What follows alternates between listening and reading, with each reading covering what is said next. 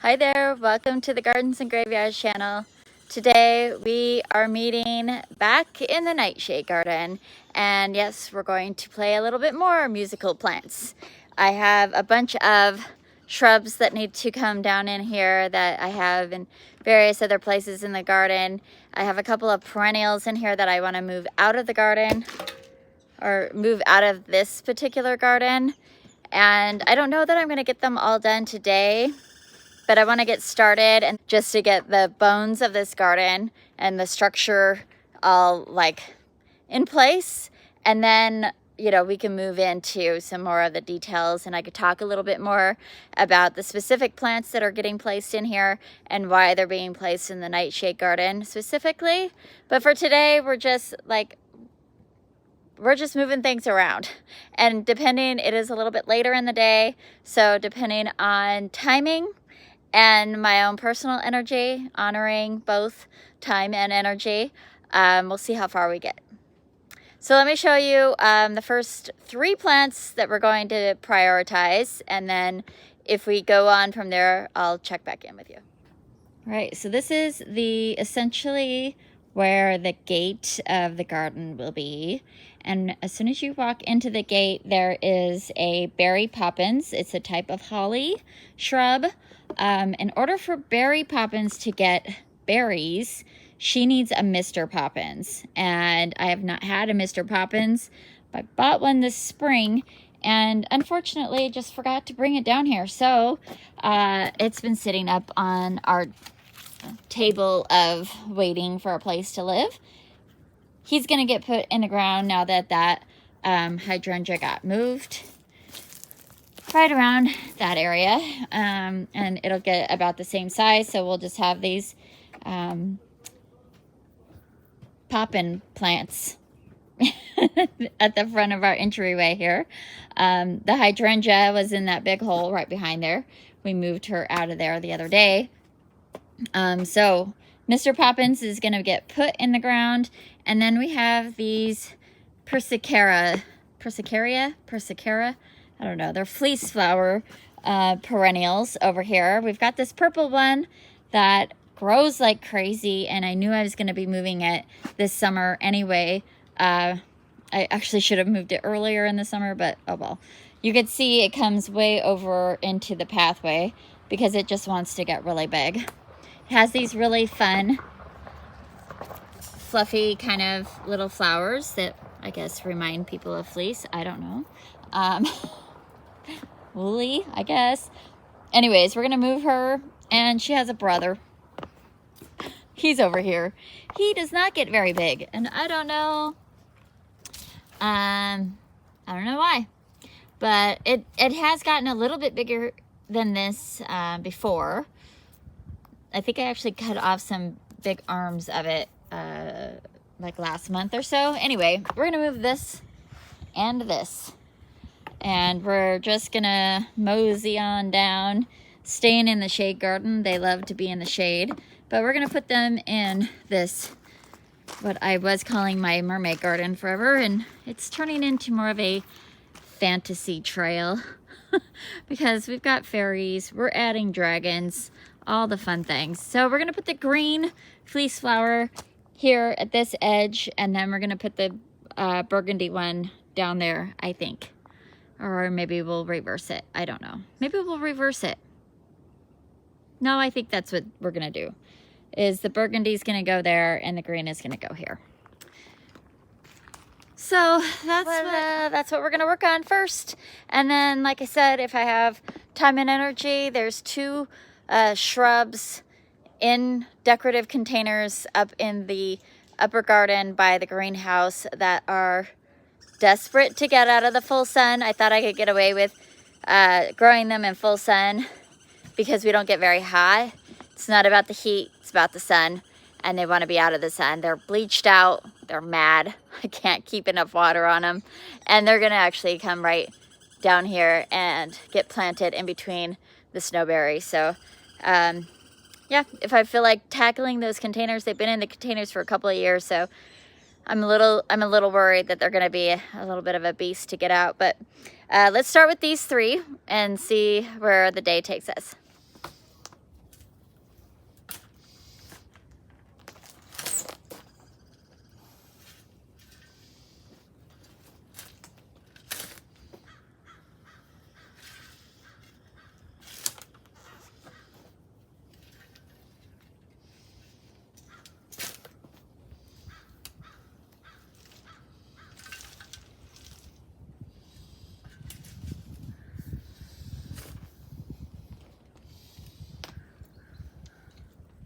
There you go. Using holly tone with holly. Yeah.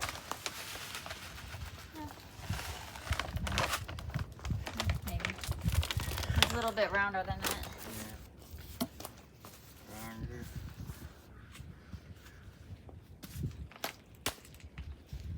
Oh, but this is the one that's not what, it didn't come in this container.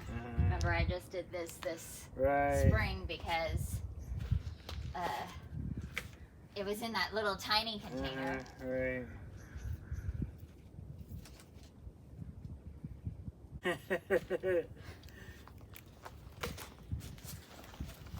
What is this?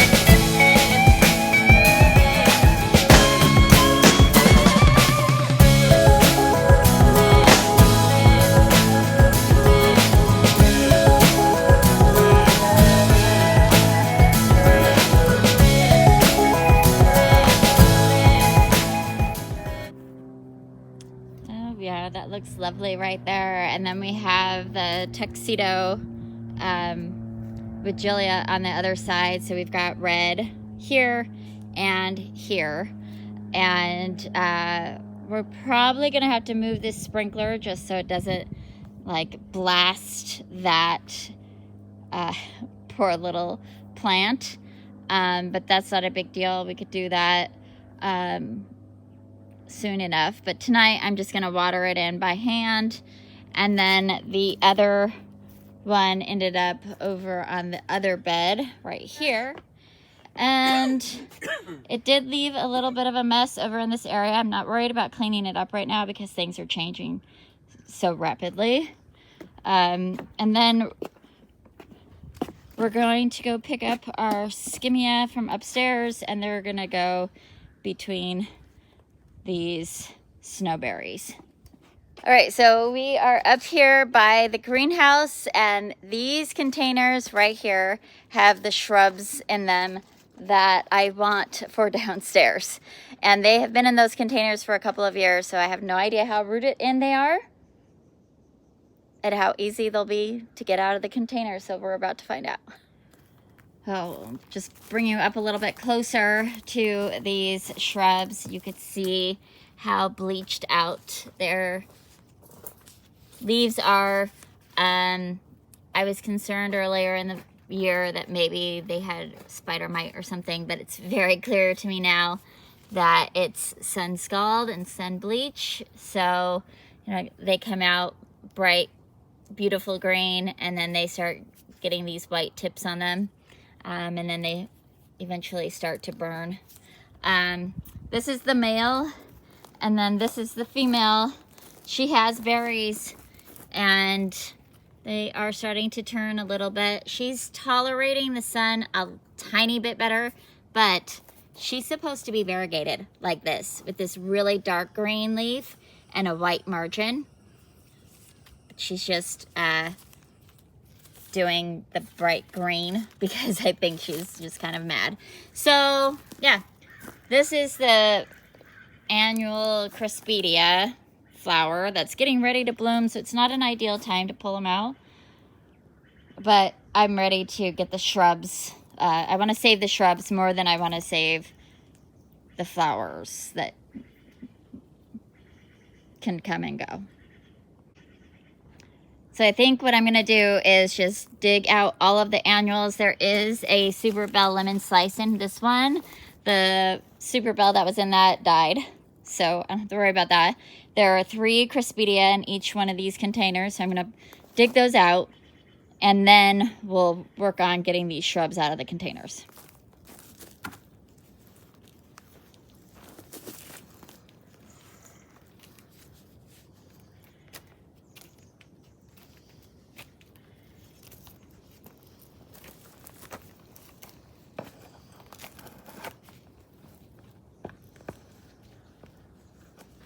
We knew this was going to be easy because it just went in a month or two ago, a couple of months ago.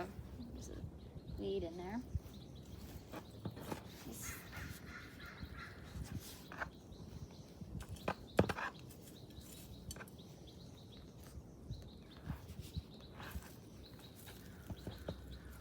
Okay. Grew these from seed this year. That's bird seed.